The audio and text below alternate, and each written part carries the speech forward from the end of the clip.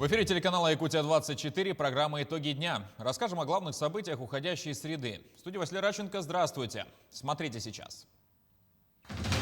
Руководителя компании «Саха-проект» задержали на совещании в прокуратуре Якутии. По версии следствия, он полгода не платил зарплату и присваивал деньги сотрудников.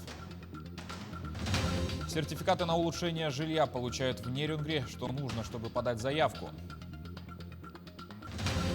Единственная в своем роде на весь регион. Кафедра нефтегазовое дело в Мирнинском политехе готовит ребят для добывающего комплекса. Якутская школа кикбоксинга доказала, что одна из сильнейших в стране. Наши спортсмены взяли второе место в медальном зачете чемпионата К1. 3 района республики завтра накроет снегопад. Прогноз синоптиков на вторую половину недели. В конце выпуска. Руководителя компании «Саха-проект» Аркадия Габышева задержали в ходе совещания в прокуратуре Якутии. В сообщении сказано, что им более полугода не выплачивалась заработная плата 13 сотрудникам. Сумма долга составила более 1 миллиона рублей. В его отношении в ближайшее время будет решен вопрос об избрании меры пресечения.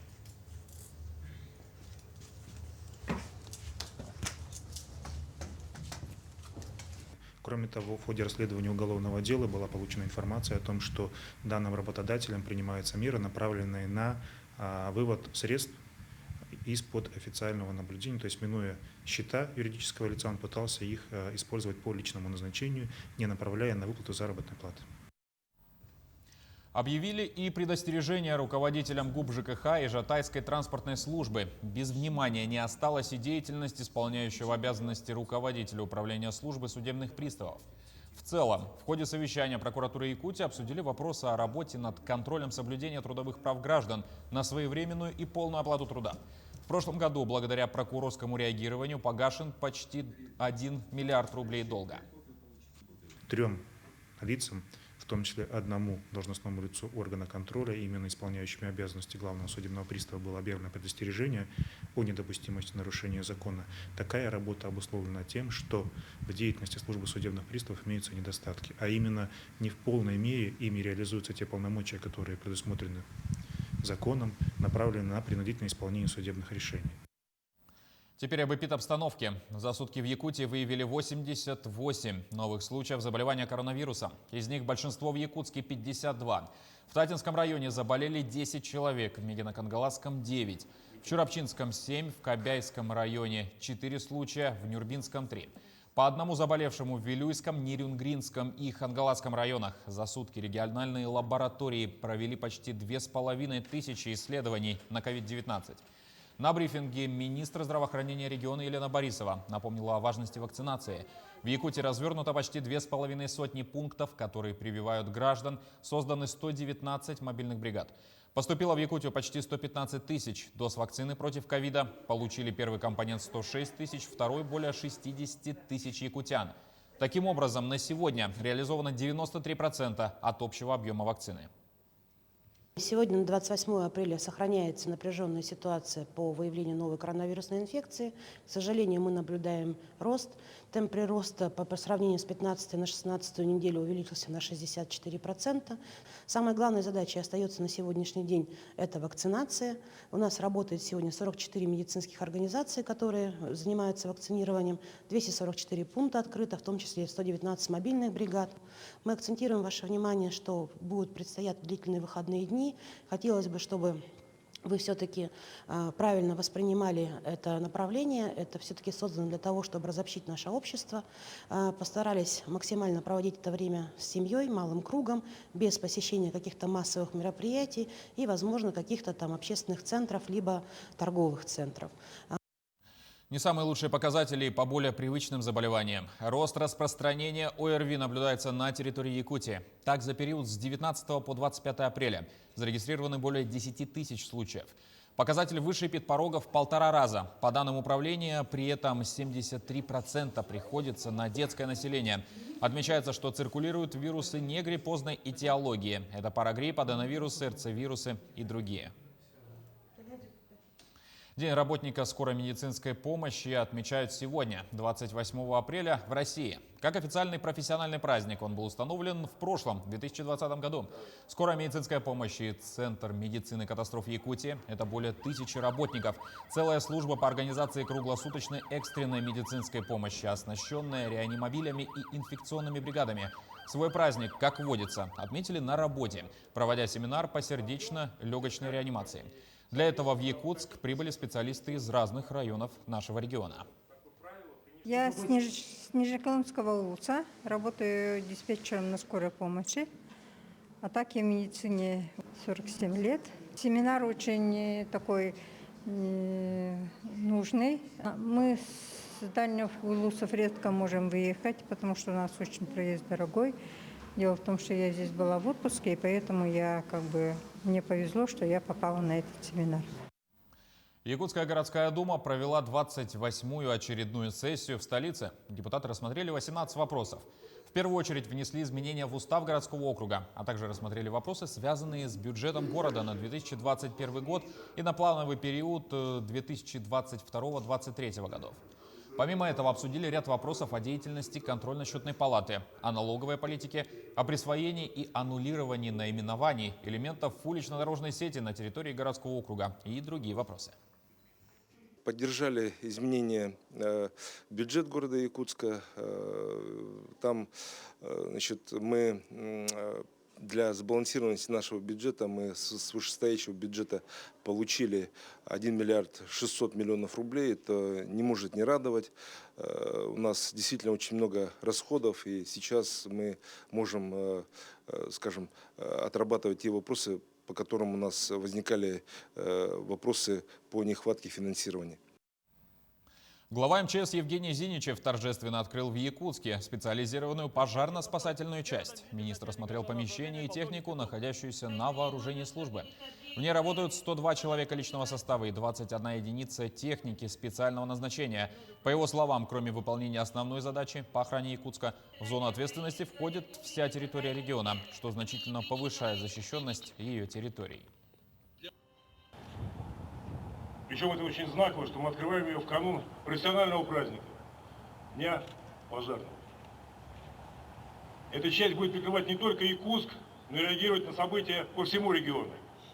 Часть современная, оснащена современным оборудованием. Я знаю, что здесь будут служить высококлассные специалисты.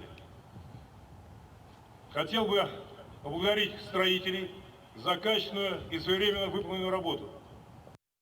К другим новостям. Приемная комиссия СВФУ в этом году начнет работу с 20 июня. На следующий учебный год университету выделено свыше 4000 бюджетных мест по программам среднего профессионального и высшего образования. Как будет вестись прием документов, в материале нашего корреспондента Саргланы Неустроевой. В прошлом году подача документов в высшие учебные заведения онлайн успешно показала себя на практике, в связи с чем в августе 2020 года Министерством образования и науки России был утвержден новый порядок работы приемной комиссии. Как и в прошлом году, подать документы на поступление будет возможно дистанционно. В прошлом году в связи с пандемией коронавируса наш университет подготовил и разработал собственный сервис, называется «Личный кабинет абитуриента СВФУ». В прошлом году личный кабинет себя отлично показал, и в этом году мы также его будем использовать.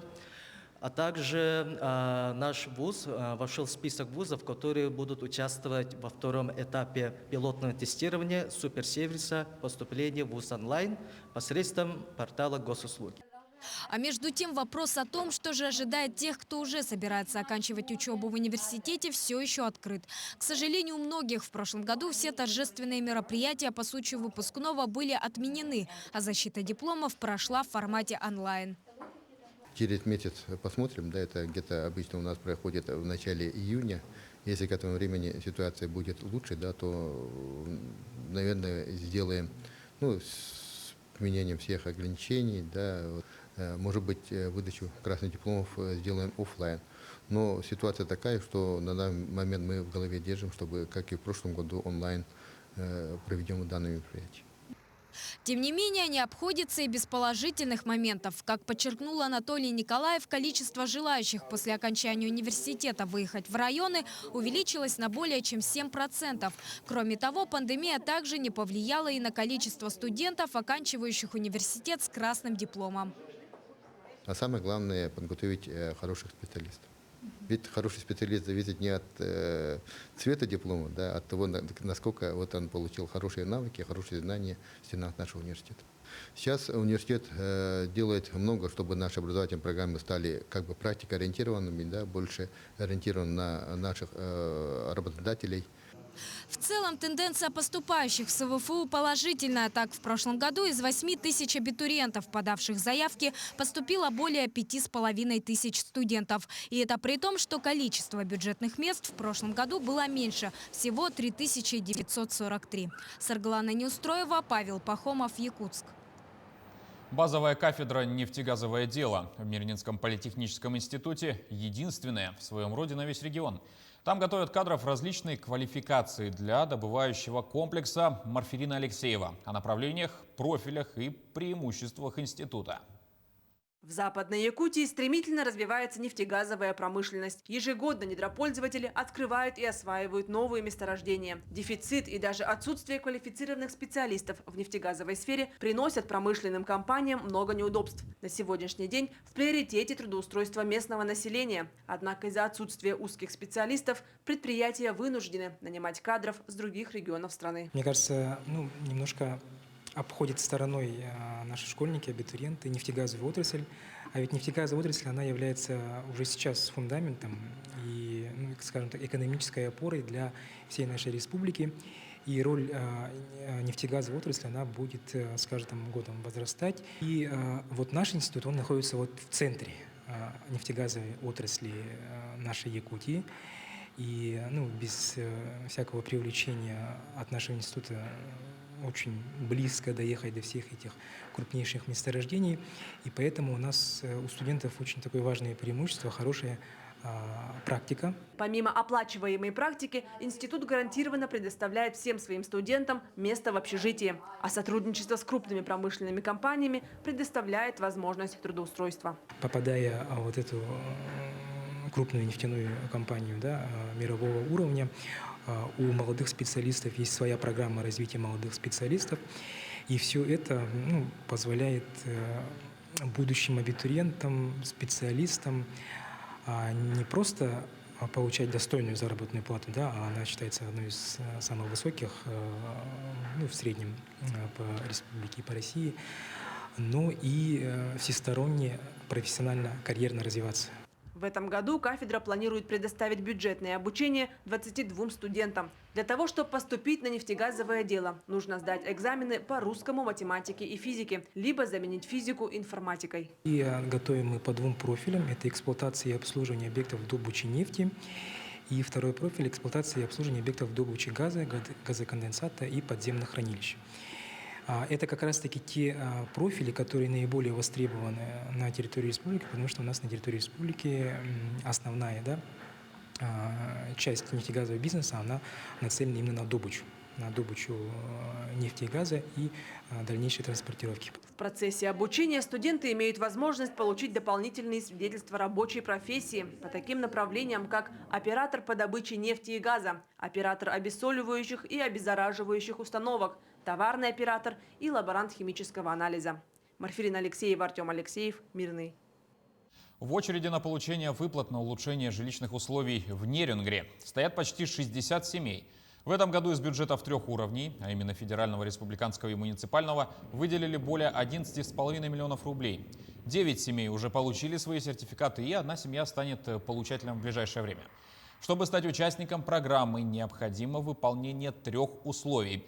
Это возраст родителей до 35 лет включительно, доход не ниже прожиточного минимума на каждого члена семьи и наличие потребности в улучшении жилищных условий. То есть на каждого члена семьи по месту регистрации должно приходиться не более 12 квадратных метров. Молодые семьи, которые становятся получателями выплаты, по сути, получают сертификат, который они в дальнейшем предъявляют в банк. и уже непосредственно районная администрация перечисляет средства в кредитную организацию. По сути, молодые семьи живые деньги на руки не получают, получают только сертификат, подтверждающий право на получение выплаты. Завтра, 29 апреля, вся страна напишет «Диктант Победы». Всероссийская акция проводится для повышения исторической грамотности и патриотического воспитания молодежи. В прошлом году по количеству площадок наш регион занял 6-ю позицию в стране и 1-ю на Дальнем Востоке. В этом году диктант традиционно напишут в онлайн и офлайн форматах. Для того, чтобы принять участие очно, нужно обязательно зарегистрироваться на официальном сайте диктанта. А в режиме онлайн диктант может написать любой желающий, не зарегистрировавшись. Начало тестирования в 15 часов. Национальная библиотека в 2021 году является уже не первый раз соорганизатором и представляет 5 площадок. На базе нашей библиотеки будет проходить диктант в 5 залах. Мы, конечно, будем соблюдать все санэпидемиологические меры. За 15 минут до начала диктанта наши волонтеры проведут инструктаж, как заполняется тест, правила заполнения. Сам диктант будет длиться 45 минут и будет состоять из 25 вопросов. В это воскресенье православные христиане отметят Пасху. Как к празднику готовятся в Нерюнгри, выясняла Екатерина Павлова. Основной элемент физической и духовной подготовки к Пасхе, конечно, предшествующий ей Великий пост. Пасха является долгожданным днем завершения поста, когда разрешена любая пища, можно праздновать и веселиться. В каждой семье есть свои традиции подготовки к Пасхе и ее празднования. Одни хозяйки пекут куличи, другие покупают. Одни красят яйца, используя пищевые краски, другие вместе с детьми наклеивают на яйца цветные наклейки с рисунками. Яйцами нерюнгринцы запасаются заранее. Мы покупаем на Пасху 3 десятка яиц, чтобы покрасить, испечь куличи, ну и накормить вкусными салатами. Лотка 2, наверное, надо взять. Да, это 60 штук. Лоток. Потому что угощать, гости придут, угощать надо будет кого-то.